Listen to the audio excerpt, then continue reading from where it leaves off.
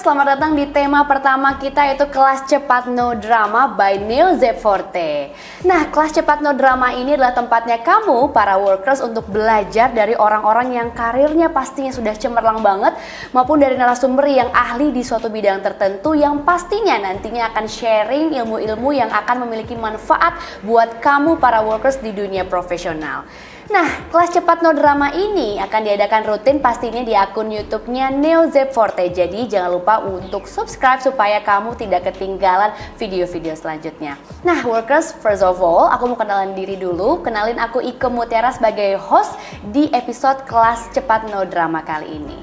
Nah, karena ini adalah video perdana kita, yang mana ini adalah episode yang paling pertama sekali. Nah, makanya episode kali ini akan spesial banget pastinya. Karena di episode kali ini kita akan dengerin cerita dari seseorang yang jabatannya di pekerjaannya sudah top banget pastinya. Dan ini adalah di suatu perusahaan yang jadi incaran banyak sekali kaum milenial maupun Gen Z. Nah, perusahaan ini adalah perusahaan startup yang sudah IPO, dan juga pastinya nih workers udah pasti pada tahu yang warnanya ijo-ijo gitu ya kan. Nah, kalau lebih kepo lagi, mau lebih tahu lagi, bisa langsung aja nanti kepoin narasumber kita di LinkedIn-nya beliau ya.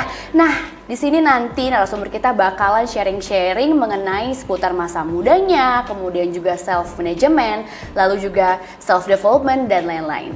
Nah, pada nggak sabar kan nih workers semuanya? Langsung aja yuk, please welcome Bang Rizky Maulana. Halo Bang. Halo Mbak Ike.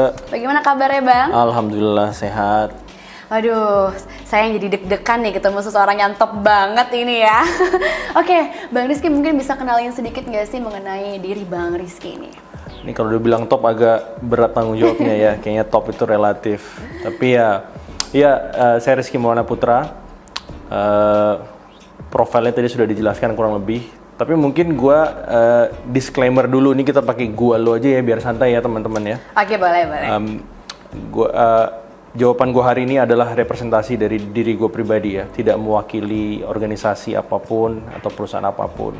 Dan mungkin jawaban-jawaban gue ini isinya berdasarkan pengalaman dan hypothetical sifatnya dari pemikiran gue sendiri. Realitanya mungkin akan berbeda dengan beberapa orang. Jadi gue senang dan semangat bisa diskusi hari ini dan berbagi ilmu dengan teman-teman yang lain. Luar biasa banget. Nah, Bang Rizky, sambil kita ngobrol-ngobrol bareng, aku pengen ngasih tahu satu foto nih tentang Bang Rizky, boleh? Oke, mudah-mudahan fotonya oke. Nah, ini dia nih. Wah, fotonya nih Bang Rizky. Kira-kira ini kapan nih diambilnya nih Bang? Ini kayaknya kuliah ya, waktu S1. Mungkin tahun-tahun 2008, 2007. 2008, 2007. Ya. Kayaknya itu saya masih sekolah ya. Abang udah lulus kuliah? Apa masih kuliah? Gue lulus 2009. Oh, lulus 2009. Ya. Wah, kalau boleh tahu di kuliahnya itu ngambil jurusan apa, Bang? Dulu S1-nya ambil komputer akuntansi. S2-nya ambil marketing. Dan sekarang menjabat sebagai? Urusin commercial, ya, commercial director. Agak ini ya, loncat ya? Itu kenapa Bang? Lumayan. Sebenarnya kalau cerita lebih panjang lagi mungkin lebih loncat lagi. Dulu gue waktu SMA cita-citanya musisi. Wow. Gue melihat diri gue dulu musisi. Kalau cita-cita sebelum SMA mungkin nggak usah dihitung ya, karena kan kita masih beda-beda. Tapi SMA tuh gue mulai firm gue mau musisi. Tapi satu dan lain hal belok. Gue mencoba berkarir di politik sebentar. Sambil terus menjalankan usaha sebagai entrepreneur. Jadi memang gue tidak pernah ada keinginan, jangankan bermimpi, gue memang sudah firm tidak mau bekerja di perusahaan, bekerja dengan orang, nggak mau. Jadi dulu itu memang entrepreneur pengennya. Ya ternyata takdir berkata lain ya, kita kan manusia bisanya berencana tapi harus selalu open sama opportunity. Akhirnya tahun sekitar 2011, karena gue menjadi entrepreneur, gue menjadi vendor di beberapa tempat, beberapa perusahaan. Di salah satu perusahaan startup hari itu, waktu gue presentasi produk sebagai vendor, ternyata sama managing directornya hari itu diminta bekerja di sana. Tentu saja jawaban pertama gue nggak mau ya, tapi setelah dikasih materi, dibilang suruh coba baca lagi deh, lu baca lagi tentang, ada beberapa artikel gitu tentang digital business waktu itu, internet business. baru di situ gue mungkin agak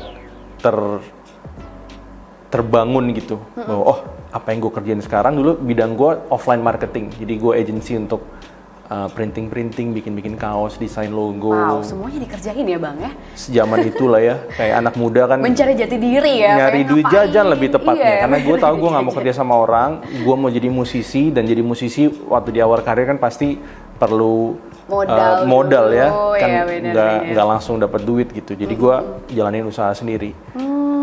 Ternyata waktu jadi vendor di hire jadi employee, dan sampai hari ini terjebak di dunia jadi keterusan ya Bang ya? Jadi keterusan, dan sepertinya memang ya mungkin jalannya di sini kali ya. Kita nggak ada yang tahu ya, takdir ya Bang ya. Oke, lanjut nih Bang, kita bakal lihat ini ada foto yang kedua. Nah ini dia nih, foto apa nih Bang? Ini dapat dari mana nih? Ini dulu ya bagian dari mencari jati diri, karena gue tidak mau dulu ya berpikirnya nggak pernah mau kerja sama orang. Jadi dipertemukan dengan ajang namanya Abang None. Ya, jadi Apnon. Apnon. Dulu ketemu sama salah satu rekrutmen di Apnon, terus gue di pitch, dan gue kena dengan pitchnya ya waktu itu. Pitchnya relevan dengan impian gue, which is di bidang politik. Terjemplung di sana. Cuman mungkin di situ satu turnover yang merubah gue secara pribadi, dalam artian sebagai musisi dulu posisi gue di drum, gue itu bukan orang yang bisa bicara di depan orang yang lebih banyak dari jumlah pemain band gue sendiri. Itu udah pasti keringetan, udah pasti gemeteran nervous, udah pasti gemeteran gitu. Nah di Apnon mungkin gue belajar cara komunikasi, belajar cara berpenampilan. Untungnya nggak ada foto lain yang muncul hari ini. Waktu gue masih dulu agak panjang rambutnya, agak brewokan ya kan, senangnya pakai kaos, pakai jeansnya ya, harus kan bolong-bolong kan, gitu. Cita-citanya kan. Iya, jadi itu pun jadi belajar cara berpenampilan sesuai dengan tempat. Ya, jadi itulah bagian dari sejarah. Oh berarti Bang, ini dilihat dari aktivitas Abang ini kan banyak banget ya. Nah di sini berarti Abang ngisi masa muda Abang pastinya dengan aktivitas-aktivitas yang pastinya produktif, dan juga apakah ini berdampak Bang buat karir Abang kira-kira? Sepertinya iya ya. Jadi kalau mungkin pertanyaan adalah apa yang beda dari masa muda gua. Dulu kan nggak punya ilmu apa-apa, kita jalanin aja. Cuman kalau gua berkontemplasi sekarang, mengingat-ingat gitu ya. Mungkin yang membedakan dulu masa muda gue memang sibuk ya. Jadi gue sebisa mungkin memang banyak aktivitas, aktif sana sini lah. Punya hobi musisi, menjalankan usaha sendiri, punya teman-teman yang hobinya sama, ikutan Abang None, aktif di organisasinya, mencoba belajar politik, masuk beberapa organisasi partai politik gitu-gitulah ya dulu. Jadi ya mungkin itu kali yang membuat agak produktif ya. Intinya banyak yang dikerjain.